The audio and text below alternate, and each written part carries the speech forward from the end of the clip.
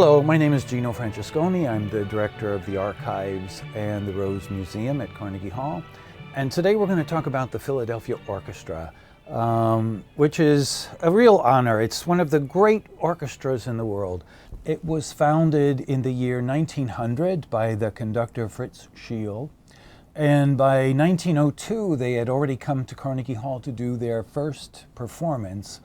And the review in the New York Times started off by saying they were an orchestra of uncommon excellence. And they've been doing that ever since. And they've performed at Carnegie Hall almost 800 times. And what's unique about this orchestra is that in their 112 years, for 68 of those years, they only had 2 conductors. This is extraordinary. The first one was Leopold Stokowski. Now, Leopold Stokowski and the Philadelphia Orchestra sort of meant for each other.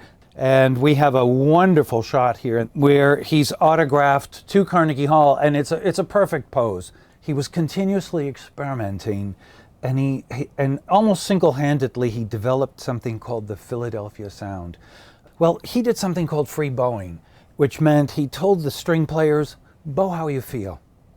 And so what did this do? It created this lush sound, so that when Walt Disney was looking for a conductor and an orchestra to perform in his movie Fantasia, it seemed like the Philadelphia Orchestra and Stokowski were perfect for it, and they were.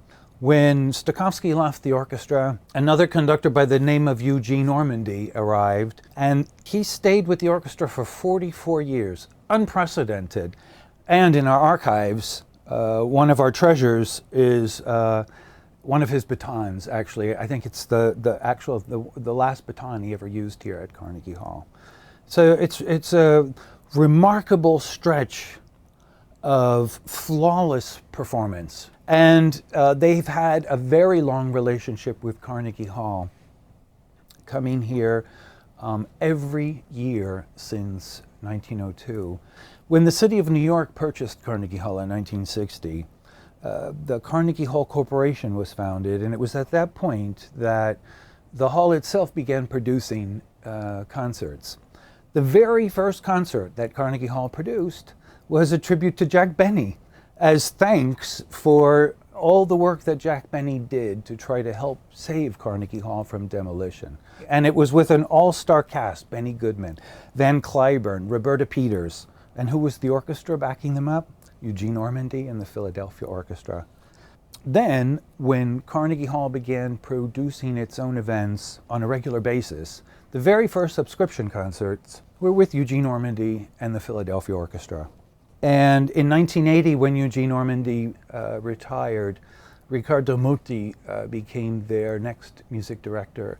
In our archives, we also have one of Riccardo Muti's batons, which is a real treasure, because the combination of Muti and the Philadelphia Orchestra, he continued the line that Stokowski started. And one of my favorite items in the archives is this flyer, and it's the Philadelphia Orchestra with Rachmaninoff. Rachmaninoff is taken on mythical proportions these days. He's identified only by one name now, Rachmaninoff. And the first time he appeared with them, he was taken with the sound, and anything he composed for orchestra after his first appearance with Philadelphia, it was that orchestra he kept in mind. To hear the Philadelphia Orchestra in Carnegie Hall performing works that are in their blood is a remarkable experience.